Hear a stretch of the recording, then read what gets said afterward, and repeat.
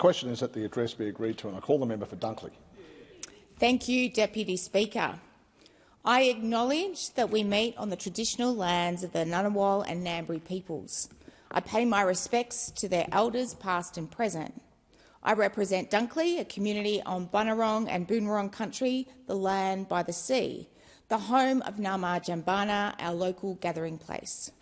I'm a Frankston mum with a husband, a son, 2 dogs and a mortgage, a community sector professional, an avid walker and lover of a good latte in the morning. I am the MP for Dunkley. This past week, this proud mum from Dunkley has visited the Governor-General Sam Moyston's house for a democracy sausage with MPs and senators from all parties and all parts of this country. The best democracy in the world, youthful when we compare ourselves to other democracies, but also home to the world's oldest living culture. As a white fowler and proud Aussie, I'm very proud to call the Aboriginal people, First Nations people, my ancestors. I was born on Naarm land in Victoria, so First Nations people, in my mind, are my ancestors. And because of this, I'm committed to advancing the independence and sovereignty of our nation's First people, locally and nationally, doing my bit through truth-telling and ensuring self-determination. I was pleased to hear just last week that Frankston City Council has agreed to extend the lease of the land of the building for Nama Jambana. I want to recognise Councillor Emily Green's role in forwarding the motion, which passed unanimously. It is also worth acknowledging the councillors and Mayor Councillor Bolam for supporting this measure. I look forward to working constructively with Deb Mallet, AO, from the Gathering Place, Frankston City Council and Paul Edbrook, the State MP for Frankston, to ensure our local gathering place has the financial support to create a suitable cultural space, a place to call home for what is the fastest growing community of Aboriginal people in Victoria. To be here today has been a marathon. The work of an incredible team of people that supported me in the by-election over 18 months ago and the federal election just 2 months ago. To be able to climb 2 Everests in 14 months was possible because of my amazing husband Dave Glazebrook and son Flynn. It was a family affair, with Dave being the chief bottle washer, cook and dog walker throughout this time while working, and Flynn patiently by his side and helping me with social media messaging. I was also supported by an incredible team of dedicated and committed volunteers and staff, friends and, of course, family who knew that round 2 was coming swiftly after the by-election. We had no time to waste. There are a number of people I need to thank for their dedication to me and to Dunkley. Deb and Roger Child, Sam Turen, Damon Jacobs, Robbie Cousins, Anne McGilvray, Colleen Gill, Aaron Robertson, Patrick Freeman, Pip Colthorse, Quiddy Brownfield-Hanna, Carter Rangles, Noel Gregory, Rudy Blums, Patton Kendreschler, Barb Cool and Jamie Trotter. And Rod Glover for always being there on the other end of the phone, no matter what. Thank you to my state MPs from the South East. Your encouragement and wise words as I learnt the ropes were always welcomed. Paul Edbrook, Sonia Kilkenny, Paul Mercurio, Lee Talamis, Pauline Richards, Michael Galea and Tim Richardson. To my staff and campaign team, campaign manager Hamish Morrison, Majella, Jared, Maddie, Louis, Anna, Erin, Alyssa, Jasmine and Neo, and of course Alfonso. This win is our win because of your work. Thank you also to the supporters from the ALP, ASU Private Sector, ASU Authorities, Finance Sector Union, United Workers Union, Alan Griffin and Kat Hardy, and to also Senator Lisa Darmanin, Senator Jess Walsh, the member for Bruce and the member for Isaacs. I may be the federal MP for Dunkley, the face on the building, but this win was our win, a result of dedication by all of you to our community, the party and the values of justice, equity and fairness. To the Joint Standing Committee on Electoral Matters and the Australian Electoral Commission. Participating in 2 elections in 14 months means I can say with some experience that we must make the election process more engaging and safer for voters. We need to lift the bar and raise the standards to ensure all candidates operate with integrity, as our positions of office require of us here in Parliament. Furthermore, as we work to reduce the pollution caused by plastics, we must reduce corflutes and bunting and the number of DLs we place in people's letterboxes. Engagement with politics and politicians is at an all-time low. If we are serious about lifting engagement, we must do better and make changes to the processes and behaviour. I cannot forget election eve when the Prime Minister and the Deputy Prime Minister visited a pre-poll centre in Carrum Downs with me, and the horrendous, intimidating and aggressive behaviour from the opposition. We do not condone bad and inflammatory behaviour on social media for other sectors and professions by young people on the streets. We must expect the same for candidates, politicians, parties and the political process, and walk the talk we legislate. I was part of the 47th Parliament for 14 months. I landed with a thud, dusted myself off after the by-election and got down to learning as much as I could before the federal election. I need to create a shout-out to the MP for Layla for being a fabulous mentor during this time. You kept me moving in the right direction, despite being a deer in the headlights, sometimes going around in circles in the big house on the hill. I also want to take the time to thank all of my parliamentary colleagues. Unfortunately, politicians get a bad rap. Question time or Hollywood hour theatrics is often what the public judges us by. But actually, my colleagues, the ALP caucus, are an incredible bunch of humans who care deeply about their communities, their constituents and this fine country. Their care and support of me in my first term was heartwarming. Thank you all. When people say to me that parliamentarians like to hear the sound of their own voices, I now politely respond with confidence that parliamentarians are some of the best listeners going around. Look at our diaries and you will see a sea of meetings and events where the focus is on listening, learning and finding a solution, a job supported by our equally dedicated staff. Providing information support to our constituents with a myriad of issues such as NDIS, immigration and aged care.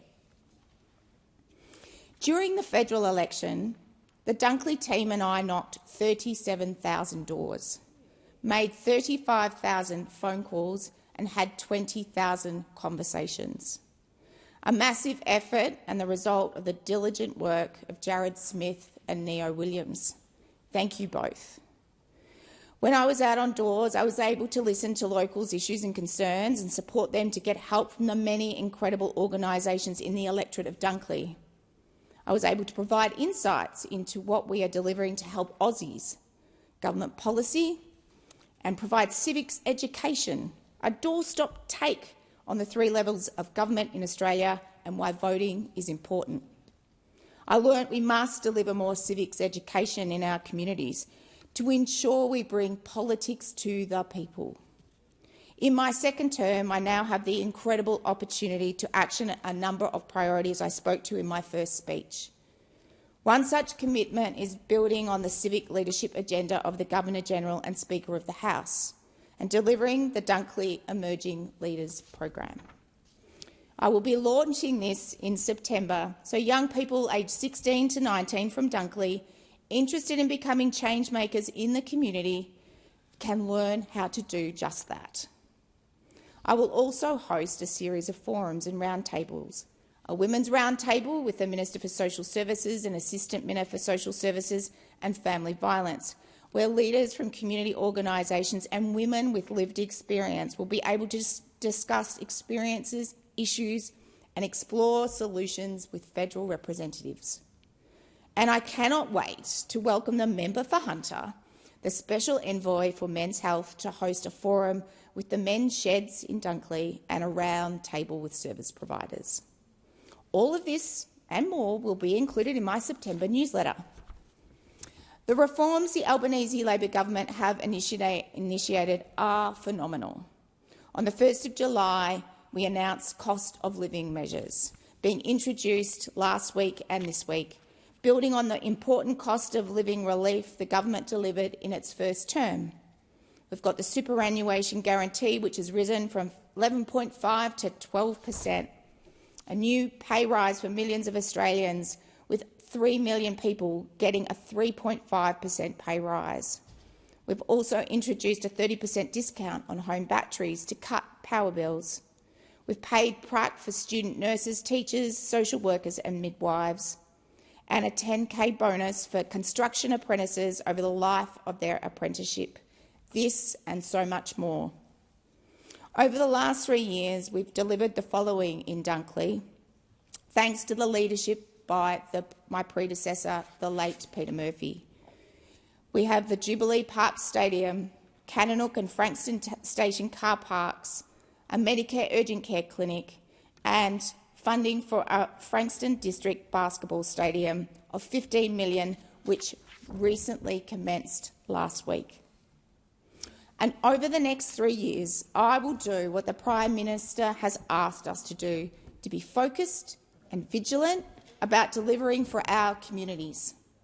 I will follow through with the Homes for Australia plan, the biggest ever housing spend in Australia since World War II, ensuring I do my bit to ensure we build 1.2 million homes in Australia. I've been working behind the scenes this past 12 months with key stakeholders in the community of Dunkley to support the planning so we can build more social and affordable housing in our community. Affordable and social housing for families, for women, for key workers, so no one is left behind. At the federal election, the Albanese government committed $109 million to Dunkley. That is phenomenal. Over the next 3 years, with my state and local colleagues and many community organisations, I will work to address and build the $50 million Nepean Highway Overton Road intersection, $25 million Thompsons Road upgrades, a $5 million upgrade to Bruce Park and Len Phelps, $1.7 million to Frankston Bowls Club, and $500,000 to Sikh volunteers. That and so much more. Just last week, I announced that 12 organisations received a share of $120,000 through the Stronger Communities funding. These local organisations are doing great work for local people and include the Miscarriage Information Support Service, Mums Supporting Families in Need, Lyberg Community Centre, the Hindu Society of Victoria, Local to Community, Langwarrin Community Centre, Kunyong Preschool, Wanna Preschool, the Pines Community Men's Shed, BAM Arts, Street Peace and First Ballon Park Scout Group. Thanks to Kathy Heffernan, Pip Colthurst, Wayne Holdsworth and Stephen Sparrow for being part of the working group that were part of the selection process. In addition to this, we will continue to invest millions into mental health through Medicare mental health hubs, Headspace, Men's Sheds and Movember, as well as increasing medications on the PBS. But there is more we need to do, and I'm committed to doing just that. I'm proud that in the 47th Parliament, the Albanese Labor government implemented 7 out of the 31 recommendations from the Murphy Report on the harm of gambling advertising. This government takes its responsibility to protect children from harm seriously. Last year, we passed a social media ban to ensure children and young people under the age of 16 are safer from predators. Mental health is a silent epidemic in this country, and this ban goes one step further to create protective barriers so our children don't fall victim to malicious and harmful content. My other priority is, of course, the environment. Dunkley has an abundance of natural beauty, beaches and reserves, and it's fair to say, as residents, we make the most of it. I certainly know I do. However, I'm acutely conscious of plastic pollution. This global issue is worsening, with plastic production set to triple by 2050, and with plastic outweighing the number of fish by that date. Dunkley and Australia's beaches are iconic and part of who we are as Australians. I look forward to working with the Minister for the Environment to do what I can to make our beaches, our natural reserves and biodiversity preserved for the longer term. From helping community sport to investing in men's mental health, this government has its priorities right because we listen to our communities. Crucially, this investment by the Albanese Labor government into Dunkley means residents can live, work, study, raise a family and retire in our beautiful community. I am a Dunkley local, along with Dave and Flynn and the 2 dogs. We walk and drive through the same streets as you. I have worked and volunteered in this community. I know what is important to this community. As the MP for Dunkley in the federal government, I am here to listen, to learn and advocate for you, the people of Dunkley, because you are my people. I will serve this community with authenticity, working diligently every day with integrity, kindness and respect. I will be your strong local voice in the big house on the hill in Canberra and deliver for Dunkley. Thank you, Dunkley, for the privilege to represent you.